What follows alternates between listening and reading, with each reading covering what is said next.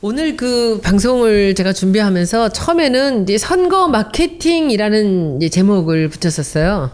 그랬다가 이 정치에 있어서도 마케팅이 얼마나 중요한가 얘기하고 싶었고, 그리고 특히 선거에서의 마케팅이라는 얘기를 이제 붙였다가 오늘 마지막 이제 오면서는 제가 제목을 선거 마케팅 알아야 바꾼다가 아니라 알아야 이긴다라는 제목으로 이제 마지막에 정리를 하고 왔는데, 예종석이 말하는 선거 마케팅 알아야 이긴다, 이 얘기를 갖고 오늘 이제 얘기를 시작하려고 합니다.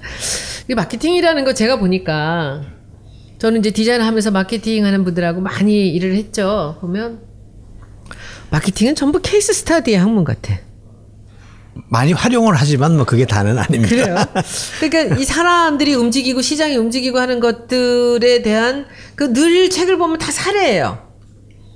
그게 그래야 피부에 와닿으니까요. 그거밖에 없는 건가? 그래서 좀 그렇게 그렇진 생각했어요. 않습니다. 그렇지 않습니다. 그건 미리 뭐 예측해서 보는 게 아니라 꼭 사례를 누가 성공하면 그 책들이 그냥 수십 권이 뭐 스타벅스니 코카콜라니 여러분들 마케팅 책 보면 그게 바이블이거든요. 이제 그런 식으로 봐서 저는 마케팅 책을 뭐 보기는 유명한 건 다 봤는데, 제가 보면서 항상 왜 이 사람들은 새로운 걸 얘기를 못하고 꼭 남의 성공만 갖고 얘기를 하지? 그렇게 생각을 했었는데 그렇지는 않고요.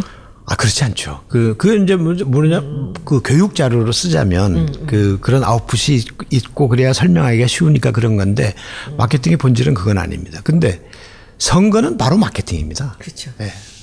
뭐 그 두 개가 동의어라고 해도 과언이 아닌데, 왜냐하면 선택의 문제이기 때문에 결론적으로 그 마케팅도 결국은 마케팅 활동을 통해서 그 소비자의 필요와 욕구를 파악해서 그 원하는 것을 충족시켜 줌으로 해서 선택을 받는 거지 않습니까?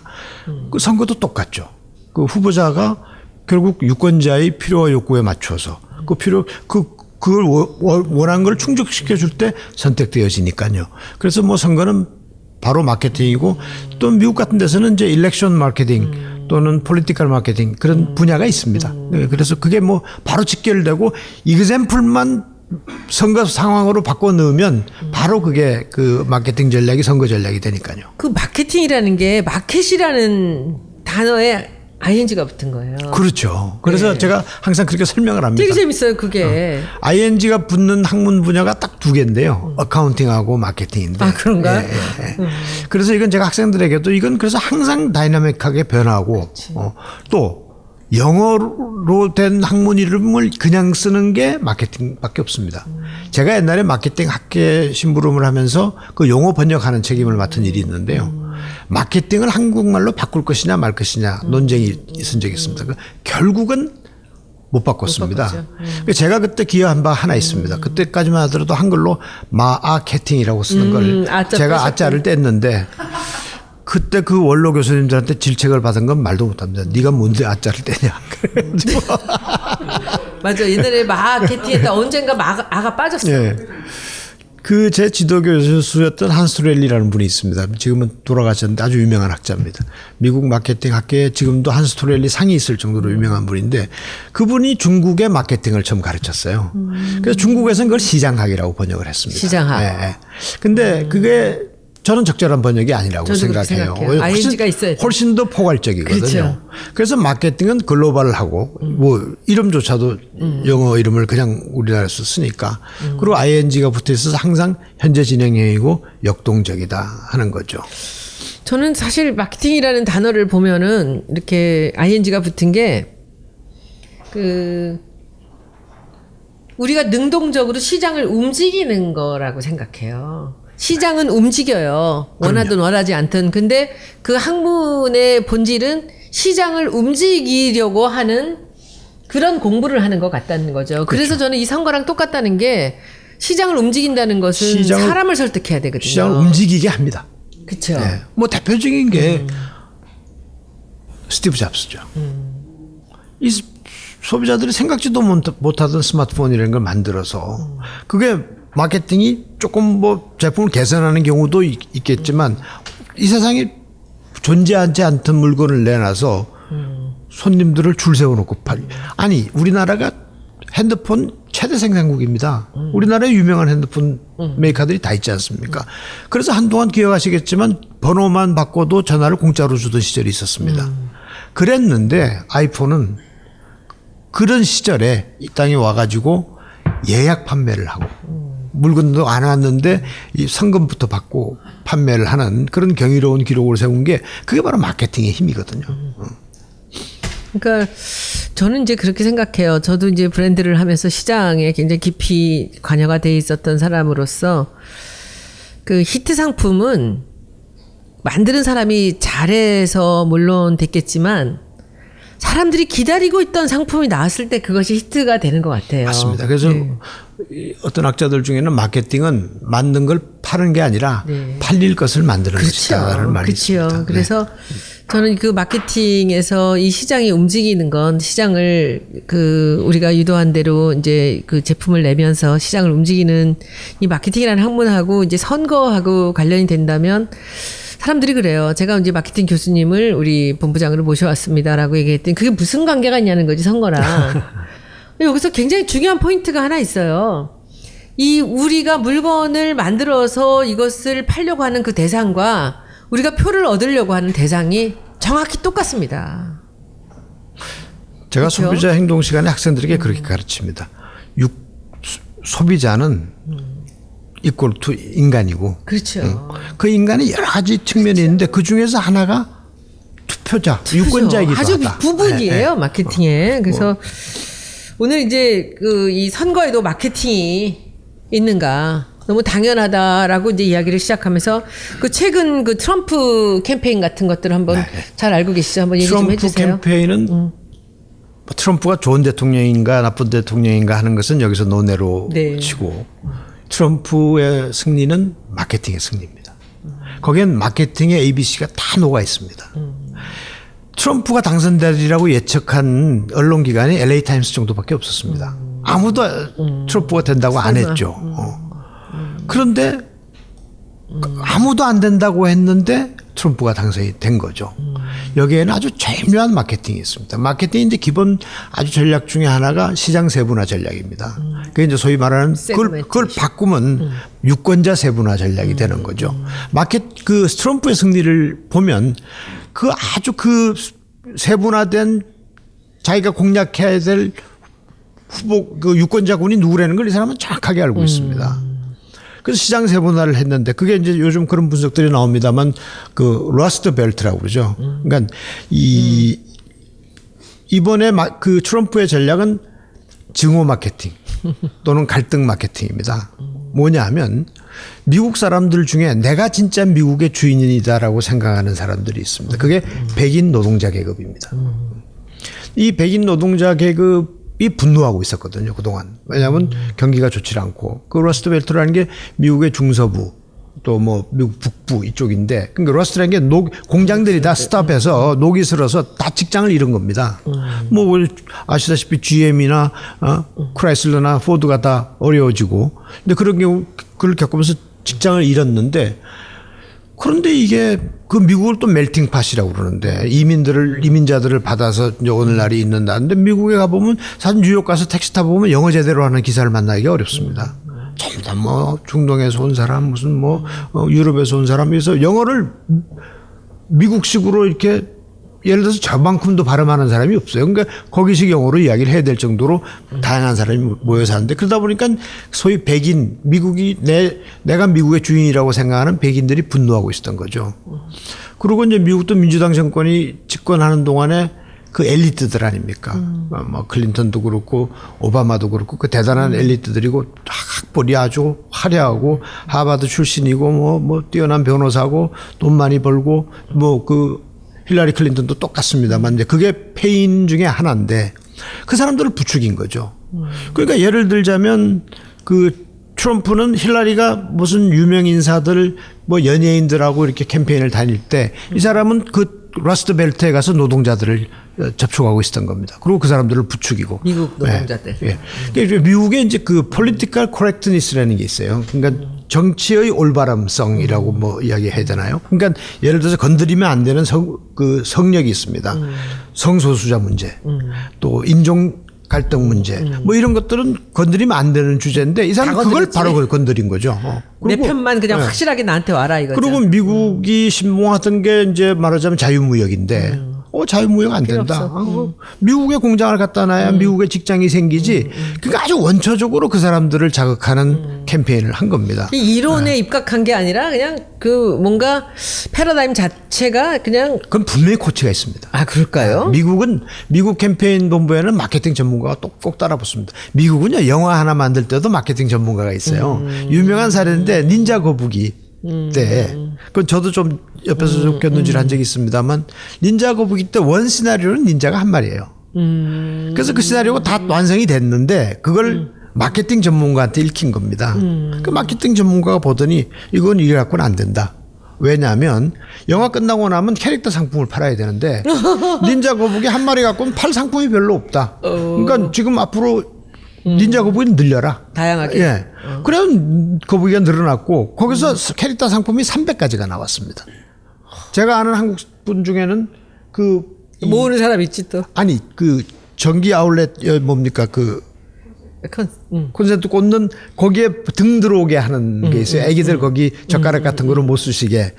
거기에 닌자 거북이 하나 벌브가 켜지는 그거 하나 따가지고 그 거부가 된 사람도 제가 봤는데요.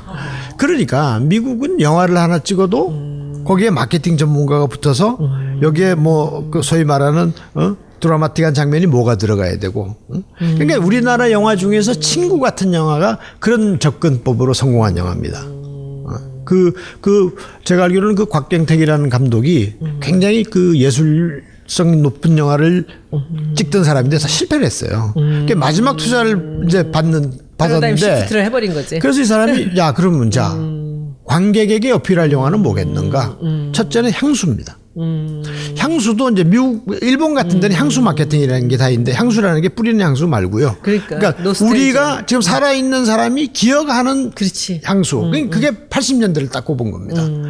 그 영화가 히트할 무렵에 40대들, 50대들이 기억하는 향수 80년대고 또 이제 점점점 세상이 여성화되어 가는데 그러니까 영화 같은 건 자꾸 마초를 강조하거든요. 그러니까 뭐 실베스터 스텔론이나 미국 같은 데서는 뭐 아놀드 슈왈제네거네 같은 사람들이 그 스타가 된 게 그런 그 마초성이거든요.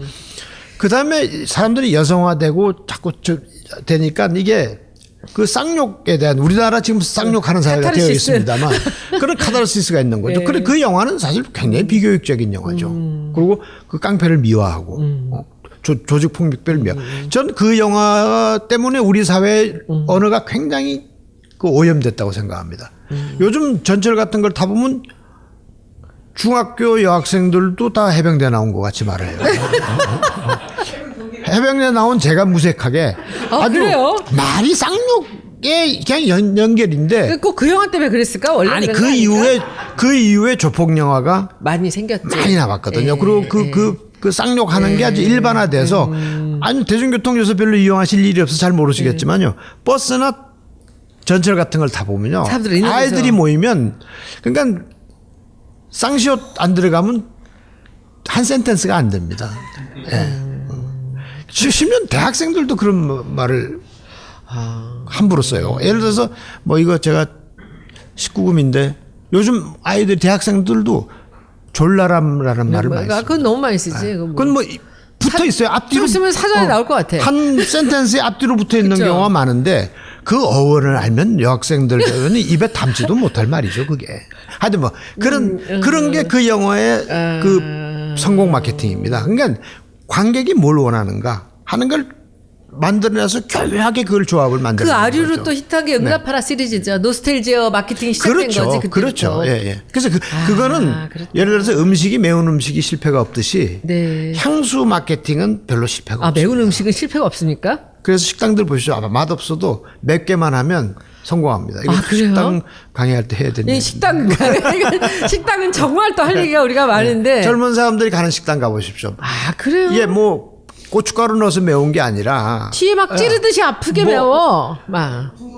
후추도 그런데 있고. 그 매워 죽겠다 하면서도 더 넣어 먹습니다. 애들이 그래요? 예. 그래서 요즘 일본도 똑같아요. 그 매운 맛을 그러니까 그레이드를 줘서 뭐 도저히 인간이 먹을 수 없는 매운맛부터 시작해서 보통 매운맛, 우리는 보통 매운맛 먹어도 거의 돌아가실 지경입니다. 근데 아이들은 거기 도전하거든요. 아니 그런 게 이제 그런 거 똑같은 거죠. 향수 마케팅은 실패하지 않는다. 자극의 한 그랬는데 바로 파트로서 노스텔지아가 갔구나. 트럼프는 이제 그 대목을 자극한 거죠.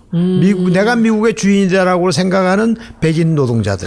근데 직장은 잃고. 근데 보면 뭐 유색 인종들이 설쳐되고 동양인들이 설쳐되고 이민자들이 설쳐되니까 딱 그 사람들 입맛에 맞나. 멕시코에 담을 쌓겠다.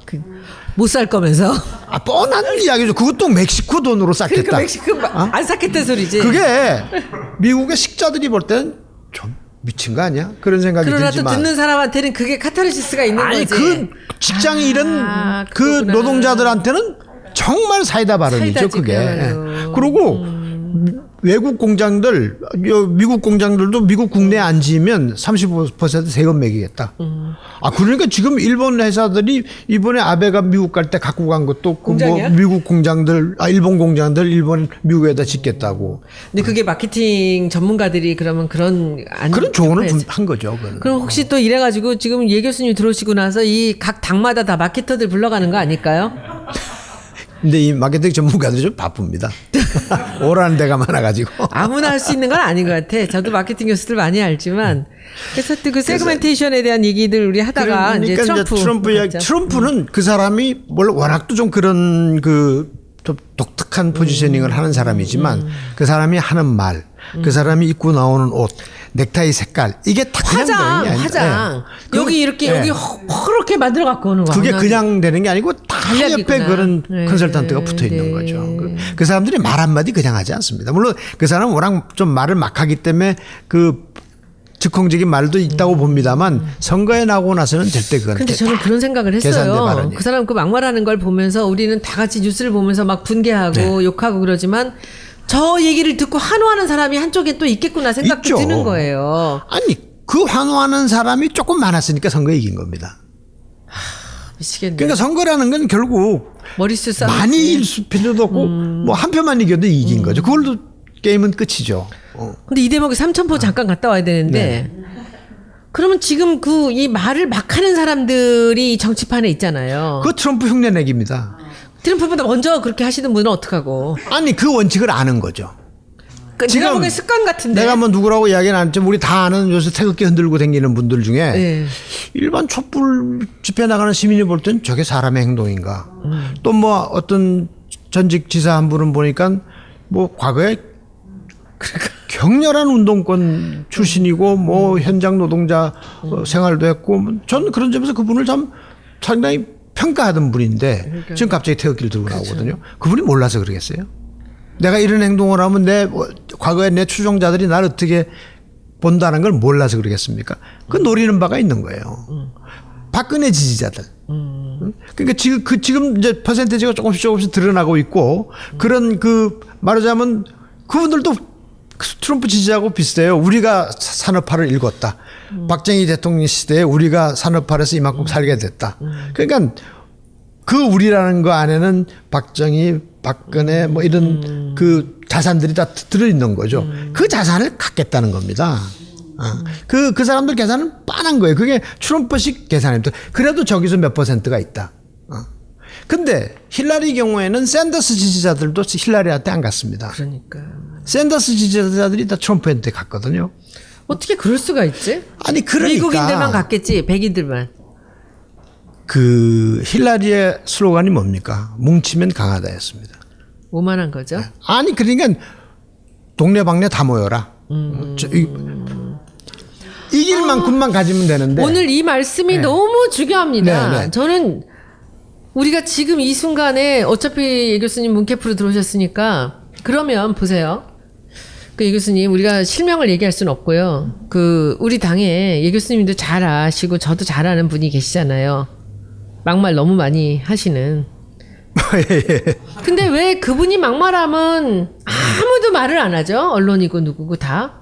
다른 사람들은 조금만 뭐 좀 세게 말하면 난리를 치면서 거기에도 저는 좀 차별이 있다고 봅니다. 그 무슨 차별이죠? 그 언론이 차별하는 건가요? 뭐 우리나라 언론 중에는 우리가 정권을 만든다라고 자임하는 곳들도 근데 있고. 거기랑 친하시잖아요. 뭐 저 말씀입니까? 네. 뭐 친한 데도 있고 안 친한 데도 있고 그렇습니다만은 근데 제가 요새는 뭐 제가 한겨레 신문에 사회이사를 했거든요.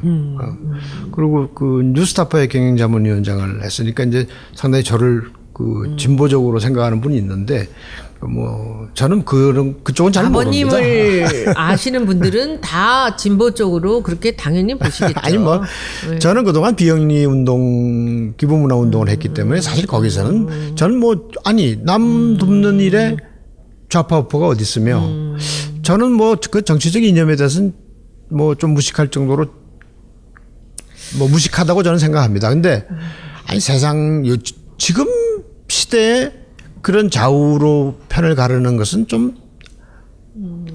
적절한 일이 아니라는 생각이 들고요.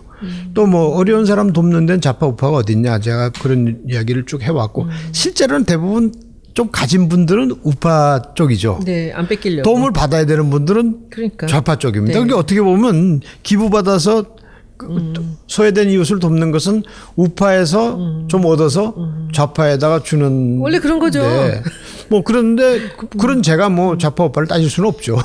근데 지금 그러면 다시 우리가 트럼프가 아주 그 계산된 마케팅 전략에 의해서 그런 선거를 치렀다라고 말씀하시는데 요즘에 그 안희정 지사 같은 사람들 이렇게 이 중도 보수 끌어안으면서 대연정까지 하면서 이렇게 그 지지층을 넓혀 나가는 것들도 그럼 그 전략적으로 그렇게 그쪽 스탠스를 취해서 그쪽 사람들을 끌어낸다라는 전략 하에 움직이는 걸까요? 그거는 마케팅 전략 측면에서는 괜찮은 생각입니다. 왜냐하면 오니까. 네, 그 표가 오죠. 왜냐하면 지금 보수 쪽에서도 조금 그 생각이 있는 보수 중에서는 어디를 가야 될지를 모르겠다. 그치. 갈 곳을 잃은 의지할 곳이 없어. 갈 곳을 정말 잃어. 뭐 노래 가사처럼 좀 그런 상황인데 그런데 이제 그 소위 구여권 측 인사들이 그렇게 썩 내키는 사람들도 없고 좀 난립해 있고 이제 니치 마켓이지 말하자면. 그러니까 지금 그 강경 발언하는 분들도 그걸 노리는 거고. 그분이랑 예, 같이 예. 관련된 것 같아. 그런데 이제 이게 그런데 마케팅이 다 좋은데요. 그 마케팅에도 도덕성 문제가 있습니다. 맞아. 아무거나 갖다 네, 좋다고 네, 포장해서 네. 팔 수는 없는 그러니까, 거야. 그치? 나쁜 물건을 사게 만드는 거는 그 제약이지. 마케팅이 하면 안 되는 거거든요. 근데 이건 뭐 제 생각입니다만 그 연정은 굉장히 좋은 방식, 좋은 그 정치적인 협업이라고 생각하는데 대연정은 완전히 생각이 다른 사람하고 아, 연정과 대연정은 다른 거구나. 소연정과 대연정이 다르거든요. 그 소연정 그것도 비슷한 사람들이 뭐 간단하게 이야기해서 뭐 예를 들어서 민주당하고 정의당이 연정을 한다. 그건 뭐 좀 어울릴 수 있는. 국민의당까지는 그렇죠. 국민의당.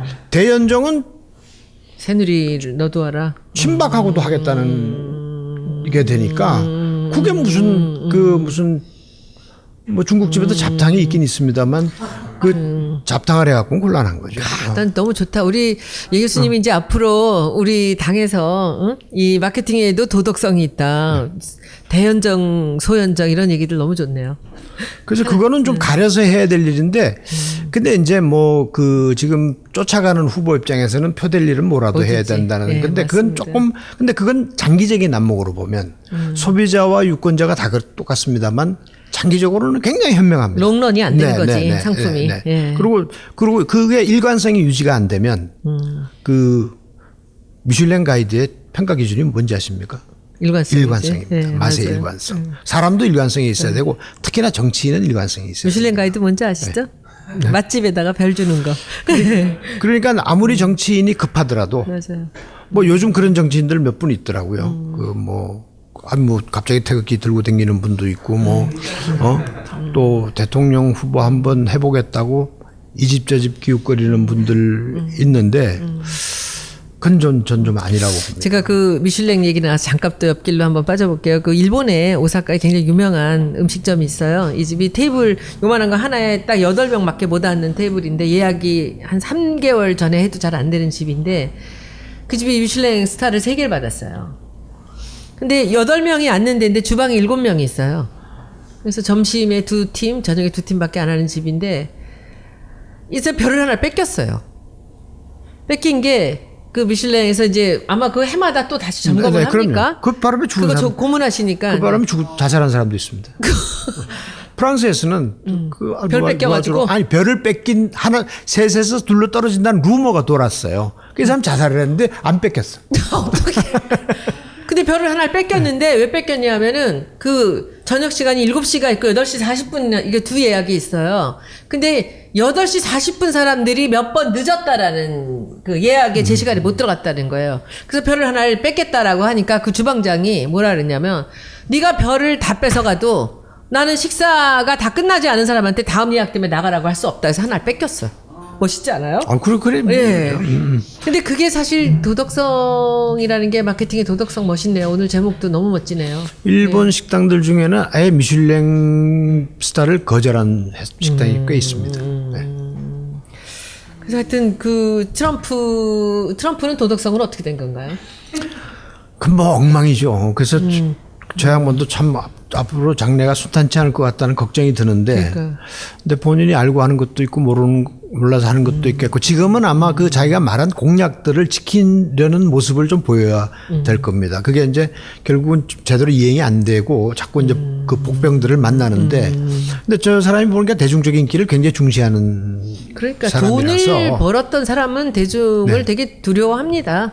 사실은. 그렇기 때문에 이제 어느 정도 좀 그 자기가 공약한 것들에 대해서 그것도 제스처를 좀 하고 나면 좀 달라지지 않을까. 그럴까요? 그런 생각을 하는데 달라지지 않으면 본인이 좀 곤란을 겪게 될 거라고 저는 생각이 듭니다. 근데 요새 말하는 거 보면 언론 같은데 하는 거 보면 조금 제정신이 아닌 것 같다는 생각은 좀 들긴 하는데 조금 더 기다려 보면 좀 나아질까요? 그 동네에서도 벌써 탄핵 이야기가 나오고. 그러니까. 뭐 그런데 그 야근 사람이라. 광화문에 트럼프 탄핵 갖고 누가 들고 나왔다면서 미국인이. 그래서 이제 그 우리 세분화 얘기들 이건 참 중요한 건데요. 유권자 세분화에 대한 지금 생각인데 이게 이제 우리가 20대, 30대, 40대를 쭉 50대, 60대까지 가잖아요. 근데 진짜 선거에서 그야말로 세그멘테이션이 필요한데. 그럼요.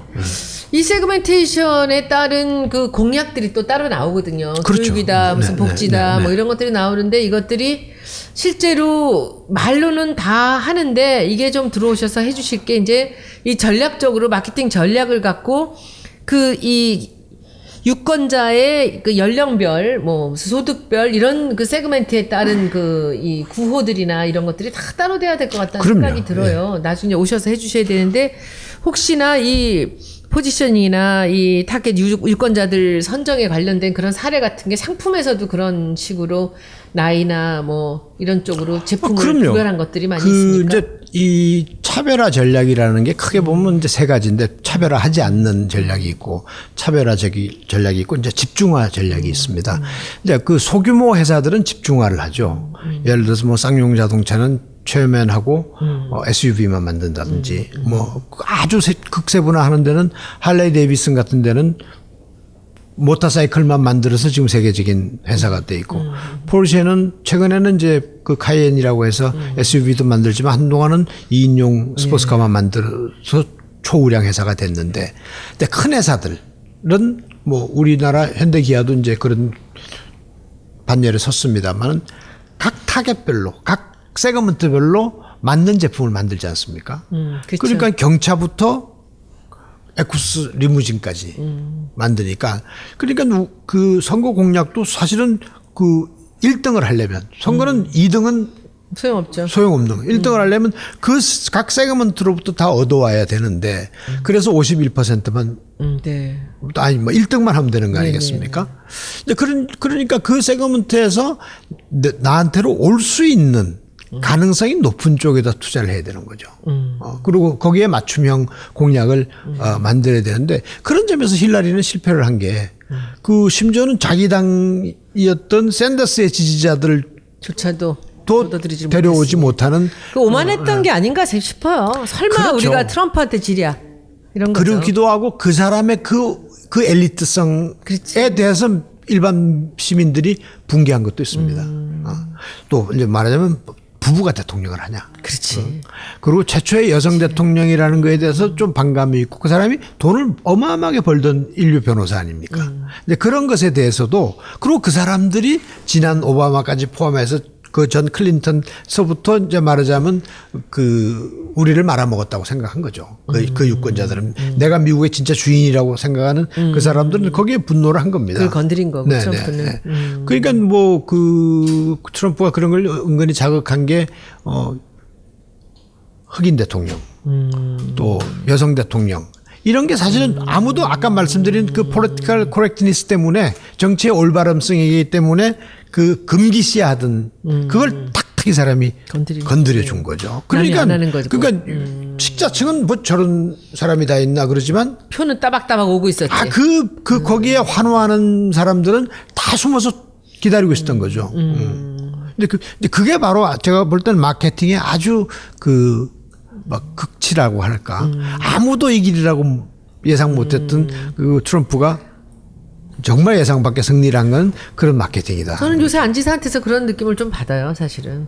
뭐 그게 뭐 도덕성까지는 아니겠지만 전혀 생각지도 않았던 사람이 생각지도 않았던 전략들을 얘기하면서 네. 그쪽으로 따박따박 보수들을 이렇게 설득해 나간다는 것 저는 굉장히 무서운 전략이라고 생각하는데 우리 당 사람들은 그걸 그렇게 심각하게 생각 안 하는 것 같아서 저는 조금 우려가 됩니다.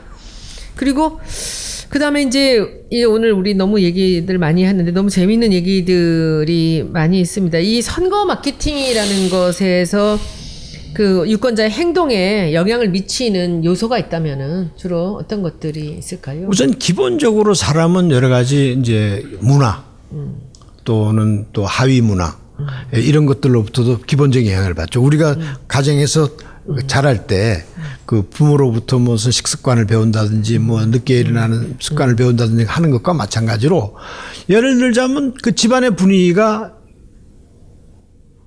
보수 지지층이냐 진보 지지층이냐 요즘은 가족 간도 갈리긴 합니다만 네, 아침에 또 싸우고 나왔습니다. 네, 저는. 네.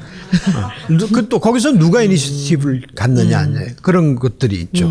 또 뭐 그 소위 말하는 레퍼런스 그룹 자기가 아는 뭐 내가 속해 있는 뭐 직장이라든지 내가 속해 있는 동호회 모임이라든지 뭐 그런 사람들로부터도 영향을 받고 그런 게 사실은 어떻게 보면 굉장히 그 상승 작용을 하는 경우가 많아요. 요즘 태극기 할아버지들이 모이시면 언젠가 식당에서 옆자리에 그분들이 앉았는데 뭐 그 서로의 자극이라는 건 이루 말을 할 수 없습니다. 그래서 거의 뭐 테이블을 박차고 나가는 수준까지 이제 서로 자극을 주는데 이제 그런 것들 그런 문화적 요인 또 사회적 요인 뭐 자기 자신이 속해 있는 소셜 클래스라든지 뭐 그런 것들도 다 영향을 미치죠. 또 뭐 자기 자신의 연령이라든지 그게 사람이 연령대가 바뀌면 사람도 변하잖아요. 예를 들어서 나이가 들면 조금 보수화하는 경향이 있습니다. 물론 네. 지킬 지킬 것도 많아지기 때문에 그렇겠지만은 그래서 이제 그런 것들도 감안을 해야 되고요. 그래서 그걸 그 사람들을 다 끌어오겠다라고 생각하면 그건 힐러리가 그렇죠. 되는 겁니다. 그렇죠. 그 자리에서 내가 조금만 그분들의 취향에 또 그분들의 욕구를 충족시켜 주기가 좀 용이한 그룹들, 그 경계선상에 있는 그룹들만 조금 모시고 올 수 있으면, 그러면 1등은 어떤 그룹이라고 생각하세요? 예를 들면 두 개만 좀 한번 얘기를 해주시면. 지금 그러니까 예를 들어 극우 보수는 절대 안 오죠. 안 오죠. 그러니까 아까 말씀드린 보수 중에서도 조금 그 개혁적인 생각을 가진 분, 또 특히 이번 이 상황은 보수 진보를 떠나서 옳고 그름. 그렇죠. 그러니까 보수 중에서도 이 상황에 대해서 굉장히 우려하고 걱정하는 분들이 꽤 많이 있거든요. 그러면 그 보수라고 다 한 묶음으로 볼 게 아니라 보수를 또 세분화해서 그 보수 중에서 지금 그야말로 갈 곳을 잃고 있는 분들. 그런데 도대체 저쪽 야권은 마음에 안 들어. 근데 왜 안 들어? 정책 같은 게 내 생각하고는 너무 다르다. 그럴 때 이제 그분들을 자극할 수 있는 공약을 내놓는다든지 정책을 내놔서 그 좀 바뀌어야죠. 그게 이게 너무 힐러리의 실패에서 우리가 많이 얻어야 되는데요. 집토끼만 확실하게 잡으려다가 그 실패한 케이스입니다. 그렇죠. 네. 집도끼만 쫓아다니다가. 너무 중요한 얘기죠. 네. 제가 아까 그 예 교수님을 모셔오려고 애썼던 것을 두 가지 이유를 말씀드렸잖아요. 이 정치적인 감수성과 그리고 이제 마케팅 전공자로서의 이제 가치를 봤지만 사실은 지금 제일 중요한 것은 지금 이제 말씀드리는 겁니다.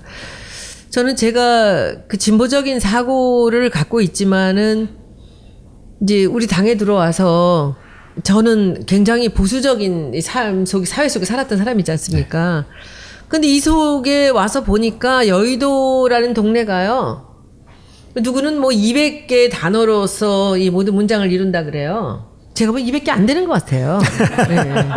그냥 100여 개의 단어들을 연결하면서 자기들끼리 통하는 얘기만 갖고 살아요.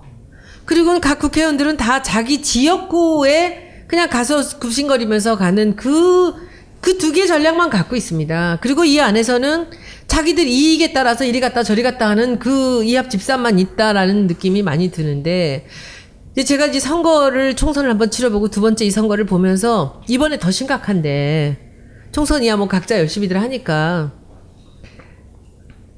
이 중도의 표를 우리가 잡지 못하면 우리 집니다.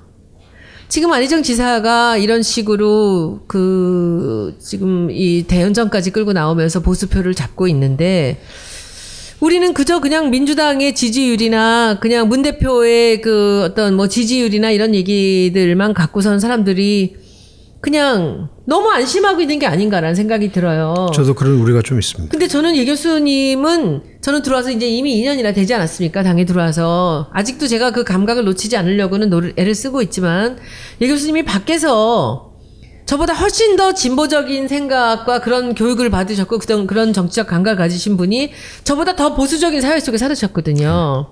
그럼 예 교수님이 지금까지 이 밖에서 바라봤던 지금 우리 당이나 지금의 상황, 그리고 그 중도 보수들의 그 표들, 거기서 세그멘트는 어떻게 해야 되는지, 이게 한 번에 단답으로 나오기는 어려운 얘기지만은 예 교수님 생각하시는 지금 우려 같은 것들 얘기를 솔직하게 한번 해주세요. 지금 내부적으로 너무 갇혀 있다는 생각이 그렇죠. 드는데요. 하나 아주 냉철하게 생각을 해봐야 될 게 있습니다. 뭐 지금 뭐 경선이라는 게 흥행도 돼야 되고 그런 면도 있지만, 크게 우리가 이뤄내야 될 게 뭐겠습니까? 정권 교체. 정권 교체죠. 그러면 큰 정권 교체라는 대명제 앞에서 우리가 조금 겸허해야 되거든요.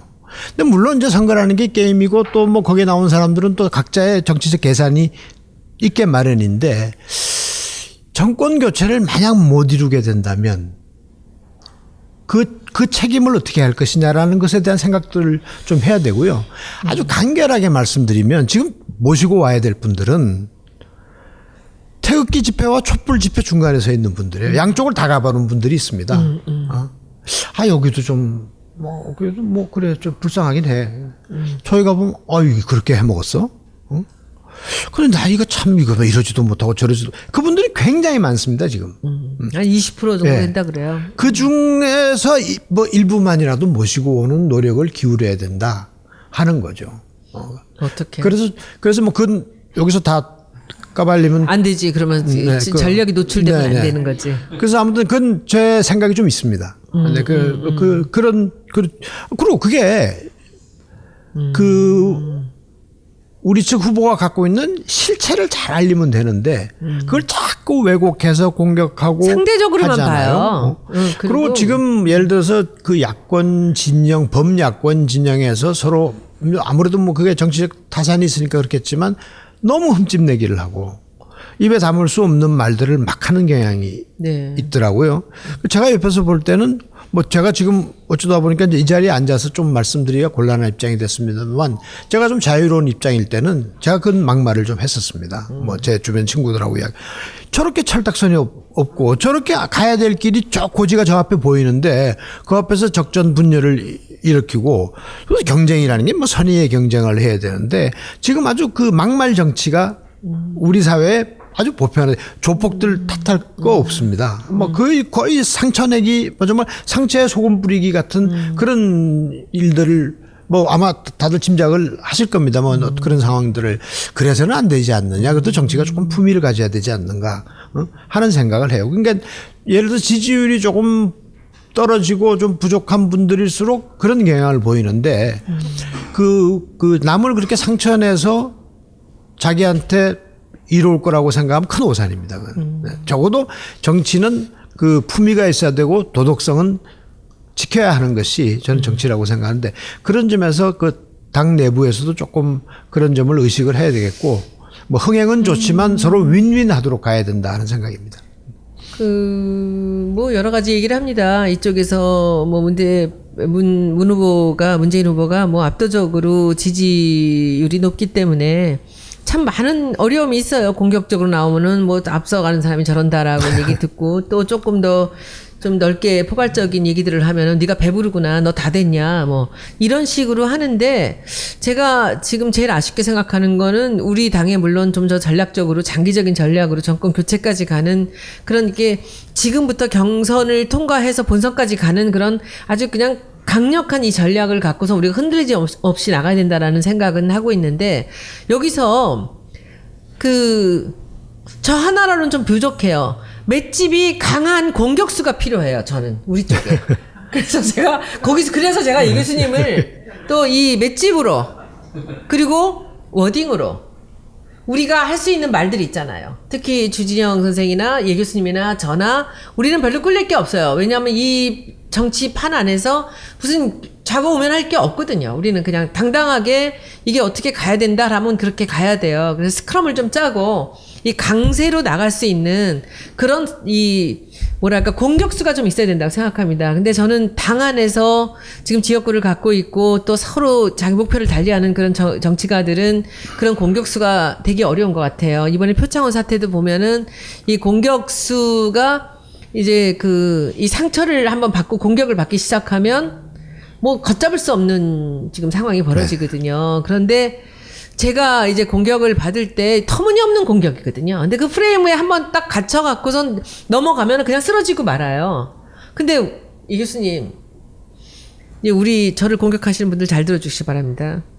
저는 40년을 을로 맨 땅에서 자라왔습니다. 제가 착한 척하고 순한 척 하면은 그게 다라고 생각하실지 모르겠는데 저는 두려울 게 없는 것은 물론 저는 제가 맨 나락으로 떨어지는 것들도 하나도 두렵지 않습니다. 그리고 저는 잃을 게 없어요. 감추는 것도 없고, 그쵸? 그래서 우리 공선생, 주선생하고도, 주진영도 마찬가지입니다. 지난번 13번의 강좌를 보셨겠지만, 그리고 우리 이 교수님 마찬가지예요. 이제 은퇴할 나이도 다 되셨고. 아, 왜 그러세요? 하실 거 다 하셨잖아. 이제 교수하셨고, 아름다운 재단 이사하셨고, 지금쯤은 국가와 사회를 위해서 나오셔야 된다고 생각했어요. 이제 싸워야 돼, 우리가.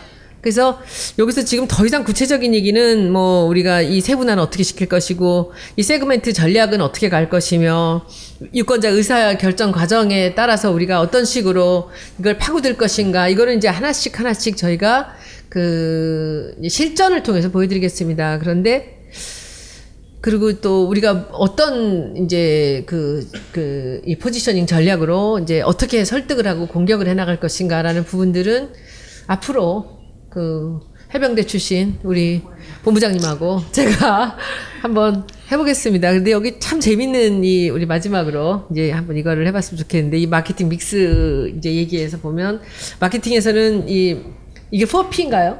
네. 4P 흔한 4P 얘기 좀 해주세요. 그러면 이제 소비자를 뭘로 설득할 것이냐. 그게 결국 4P 마케팅 믹스라고 그럽니다. 그게 소위 4P의 반죽을 잘해서. 4P라는 게 제품, 프로덕트, 그 다음에 유통, 플레이스라고 그러는데요. 그 다음에 이제 촉진에는 프로모션, 그 안에는 뭐 광고, 홍보, 뭐 이게 다 디자인도 다 들어가죠. 그 다음에 이제 가격이 있습니다. 네.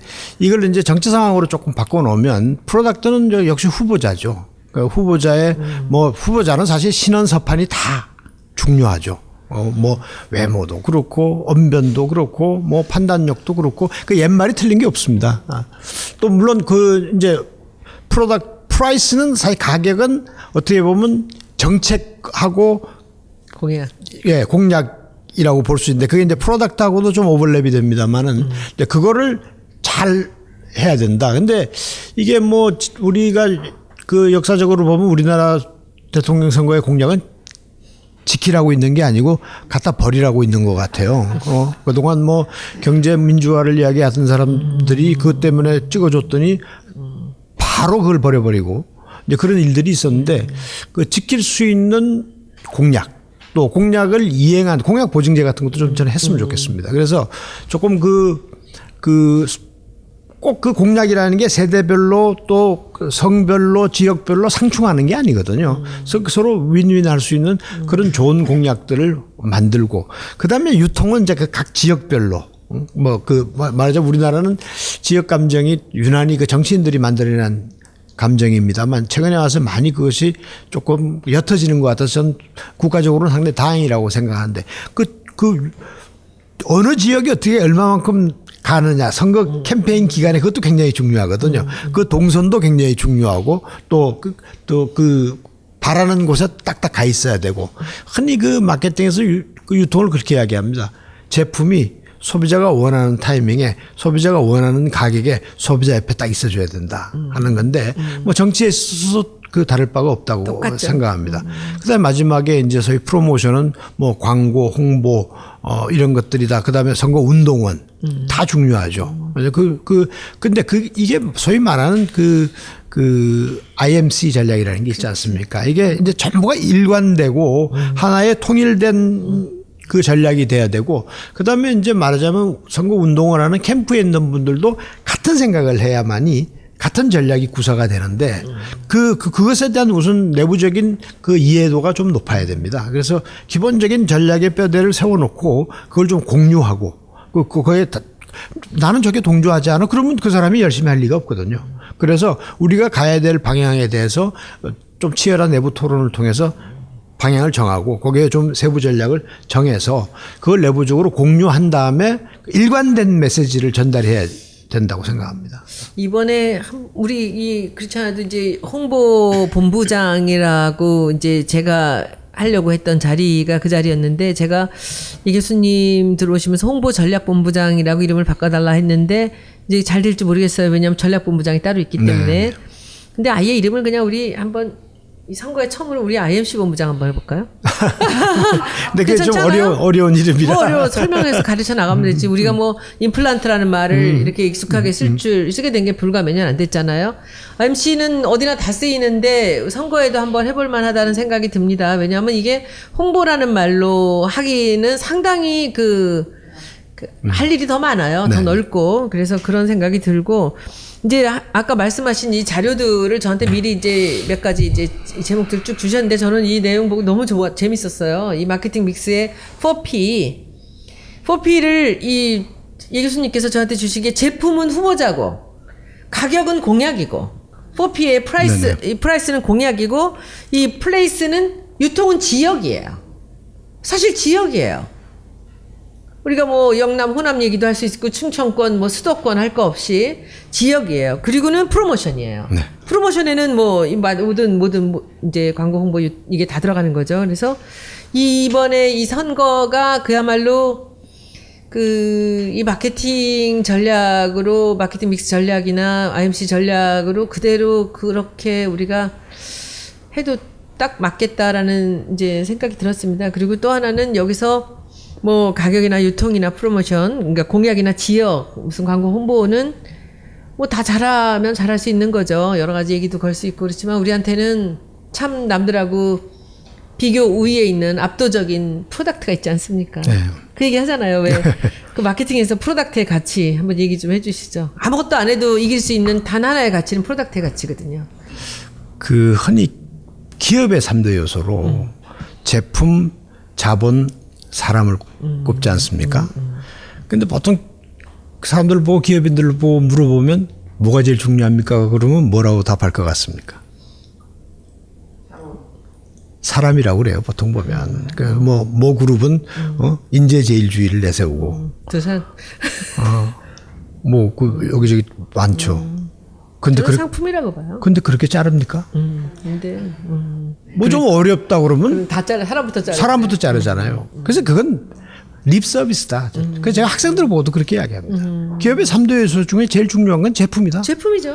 제품이 좋으면 사람이 좀 부족해도 그렇지. 좋은 사람이 나중에 꼬이고 제품이 좋으면 자본이 좀 모자라도 은행에서 나중에 대출 잘해주고 그렇게 되는 거죠. 그러니까 제품이 있어야 사람도 있고 돈도 필요한 거지. 상품이 좋아야 최고죠. 된다. 근데 기본적으로 우리는 말씀하신 대로 상품성이 좋습니다. 그런 점에서 근데 그 실체를 알리는 작업이 조금 잘 못 돼 있다. 그리고 서로 우리들의 자산을 흠집내기를 하면 곤란하지 않느냐. 그다음에 터무니없는 그 음해들이 있어요. 제가 이 바깥에서 볼 때 참 저건 너무하네. 근데 제가 그 음해를 많이 당해봤습니다. 제가 아름다운 재단에 있으면서 뭐 고소고발을 10수건 항상 당해보고 뭐 무혐의도 받아보고 그러는데 보면 그리고 뭐 저희 재단에도 뭐 걸핏하면 모 연합에서 와서 데모도 하고 모 부대가 와서 또 뭐 데모할 때도 있고 그런데 알고 봤더니 그분들 다 돈줄이 있었더라고요. 그러니까 그런 음해를 제가 당해본 경험이 있기 때문에 그게 얼마나 잘못된 건가를 알고 그걸 진실을 알리는 작업이 얼마나 힘든가도 아는데 근데 그런 작업을 좀 해야 될 것 같아요. 아니 세상에 대한민국에서 특전사 갔다 오고 대한민국에서 사법고시에서 사법연수원에도 1등. 다녀오신 분을 무슨 종북 좌판이 이런 건 아니 제가 이건 뭐 좀 지금 이 자리에 서 있다고 하는 말이 아니고 도대체 이게 성숙한 나라냐.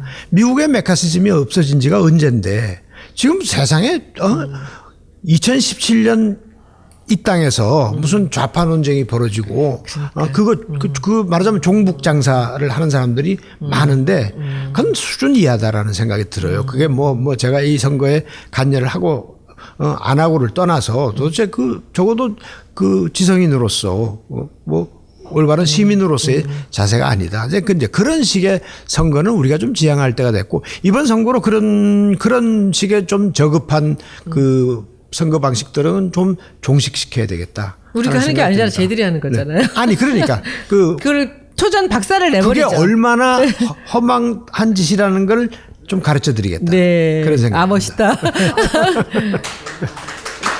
그리고 이제 음식 재료를 우리가 얘기할 때 그렇습니다. 좋은 생선은 회로 먹잖아요. 두 번째 뭐죠? 지리. 그다음에 뭐 매운탕, 그다음에 튀김, 뭐 이런다고 조림 뭐 이렇게 하잖아요. 우리는 회로 먹을 수 있는 재료가 있어요. 그럼요. 네. 이제 소위 프랑스에서도 누벨 퀴진 운동이라는 게 있는데 옛날에는 프랑스 음식 그러면 뭐 소스를 뭐 10시간씩 끓여대고 해서 뭐 그 재료 맛을 다 가려버리는데 그 누벨 퀴진이라는 게 소위 말하는 음식의 조리 과정을 최소화해서 재료 본연의 맛을 살리는 거거든요. 그러니까 인류 요리사들은 뭐 제가 여러분을 압니다만 이구동성으로 요리에서 가장 중요한 게 뭐냐? 재료다. 신선한 재료, 제철 재료. 그런데 그것만 되면 사실은 요 조리 과정은 단순할수록 좋습니다. 그렇죠. 근데 마침 우리는 싱싱한 좋은 재료를 갖고 있는 것 같아서. 그런데 그 재료 맛을 좀 살리는 방향으로. 재료 맛을 살려야 되는데 이거 맛을 다 보여줘야 되는데 그런데 이제 지금 이 정도 재료를 갖고 우리가 이기지 못한다면 그는 우리 이 선거를 치른 사람들한테 문제가 있는 거예요. 저는 그렇게 생각합니다. 그러니까 재료가 좋아서 국회의원도 아니면서 타당의 후보는 국회의원 자리를 또 억지로 또 차지를 하지 않았습니까? 이분 혼자만 밖에 나가서 호련히 준비를 하셨고 5년을 준비를 했는데 그 재료를 갖고 우리가 이것을 제대로 된 요리를 만들어내지 못한다면 이거는 요리 만드는 사람들의 잘못입니다. 그런데 이제 옆에서 불안한 게 너무 많아요. 뭐 튀김 요리, 조림 요리 같은 것들 옆에 대놓고선 자기들이 최고라고 이렇게 얘기를 할 때 신선한 생선은 그냥 눈만 멀뚱멀뚱 뜨고 있어야 되는 거예요, 그냥. 근데 이게 프레임에 걸리고 넘어간다는 거죠. 그리고 이 보이지 않는 이상한 지금 조짐이나 움직임들이 굉장히 많이 있습니다. 저는 그런 것들도 다른 사람들보다 조금 더 빠르게 느끼고 이제 있는데 그래서 이 교수님 오셔서 이 일을 우리가 이제 구체적으로 이제 일을 해나가면서 또 자주 여러분들하고 이제 만나는 시간을 갖겠습니다. 근데 이 교수님 처음에 문재인 후보에 대해서 얘기만 듣다가 실제로 만나보시니까 어떤 차이가 있던가요? 그냥 밖에서 보실 때랑.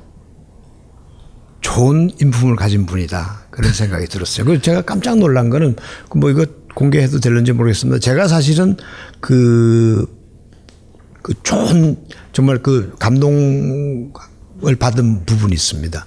제가 뭐 원래 용비 어천가는 잘 안 부르기로 유명한 사람인데 그 제가 처음 만났을 때 그 우리 손 의원님께서 옆에서 공격수로 좋은 사람이다 뭐 그렇게 이야기를 하시니까 그 문 대표께서 대뜸 한마디 하시더라고요. 공격은 안 하셔도 됩니다. 미쳐 내가. 그래서 제가 그 말에 제가 사실은 감동을 받았습니다. 이 한마디는 그게 뭐 그분이 그런 걸 꾸며서 바랄 뿐도 아니고 얼굴 보는 순간 이 양반이 그렇게 위선적인 부분은 결국 참 순박한 사람이다. 그래서 공격해야 돼요. 그런 걸 느꼈는데 하여튼 그 말 한마디에 제가 반했습니다. 정말요? 네. 공격은 안 하셔도 됩니다. 그래서 제가 어쩌라고? 깜짝 놀랐습니다. 그러니까 뭐 그런 분을 우리가 제대로 알리고 지켜내야죠. 그리고 제가 볼 때는 안 좋은 재료는 조금 냄새가 나기 시작합니다. 시간이 가면.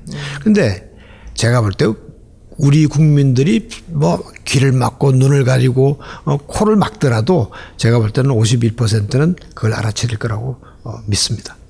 안 그래요. 이제 경선도 있고요. 우리 너무 이렇게 안심하시면 안 되고. 믿게 만드시도록 노력하자는 거죠. 그냥 경선 이제 뭐 이제 전략은 그렇게 생각을 하고 있습니다. 경선에부터 시작을 해서 본선까지 같이 쭉 한 길로 갈 전략을 만들 생각입니다. 왜냐하면은 우리 지금 뭐 탄핵도 있고 너무 복잡한 게 많습니다. 경선도 있고 그래서 시간이 굉장히 짧아질 수 있어요. 우리 준비 시간이. 그래서 지금부터 대선 준비를 경선에도 통하고 대선에도 통하는 그런 준비를 해나가야 된다는 생각을 하고 이제부터 본격적으로 이 옆에서 곁다리로 좀 도움을 드리는 정도가 아니라 본격적으로 한번 이제 일을 해나가야 된다는 생각하고 교수님 뭐 올해 스키도 못 가시고 이제. 근데 뭐 저는 사실은 뭐 복잡한 생각이 아니고 저는 뭐 결심을 하게 된 데는 정권 교체는 꼭 이루어야 되겠다. 뭐 이 전국을 보면서 정말 그런 말이 있지 않습니까? 정치를 외면한 가장 가혹한 대가는 가장 나쁜 놈들로부터 지배받는 것이다. 제가 그런 상황을 겪었어요. 그래서 제가 뭐 어떻게 보면 잘난 척인데 정치를 외면하고 정치에 대해서 조금 아래로 보고 뭐 그런 제가 또 어떻게 보면 제 오만함이 있었다고 생각이 되는데 지금 정권 교체하는데 뭐 내 정말 미약한 힘이나마 보태지 않는다면 두고두고 후회할 것 같다라는 생각이 들고 그게 우리가 시대적 과제가 아닌가 그런 생각을 했습니다. 그래서 그 일을 위해서는 뭐 부족한 능력이지만 뭐 던져보겠습니다. 그리고 다른 분이면 모르지만 이 교수님은 하셔야 돼요. 네. 아버님 살아계신 동안에 정권 교체해서 보여드려야죠. 그래서 오늘 방송은 여기서 끝내고요. 우리 다음번 이렇게 그냥 아쉽게 갈 수는 없으니까 다음 주 초에 요리 음식 갖고 정치하고 한번 열리는 한번 해볼까요? 음식 얘기하면 글 한번 이거 해보죠. 뭐 전국 각지에 뭐가 어느 집이 맛있는지를 다 알고 계세요. 그래서 다음 주도 우리 초에 한번 수요일이나 이때쯤 해서 한번 다시 불러주시면 해서 뛰어오겠습니다. 네, 오늘 여러분들 반응 봐서 하겠습니다. 오늘 여기서 방송 마치겠습니다.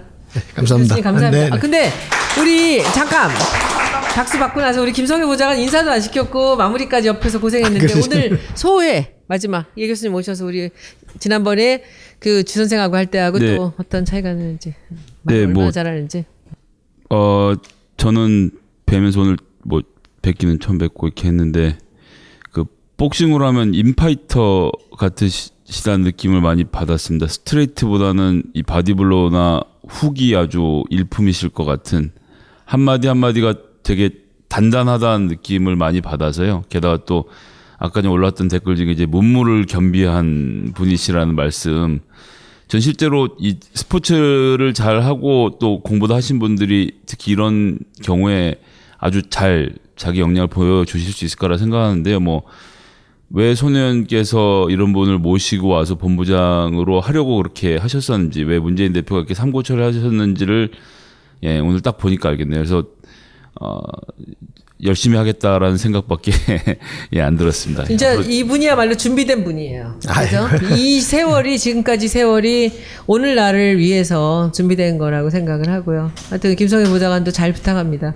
굉장히 아주 떠오르는 이 보좌관계 아이돌로 되게 유명한 인물이 출중하시네. 인물 때문에 아이돌은 아니고. 그래서 오늘 방송은 여기서 마치겠습니다. 여러분들 감사합니다. 안녕히 계세요.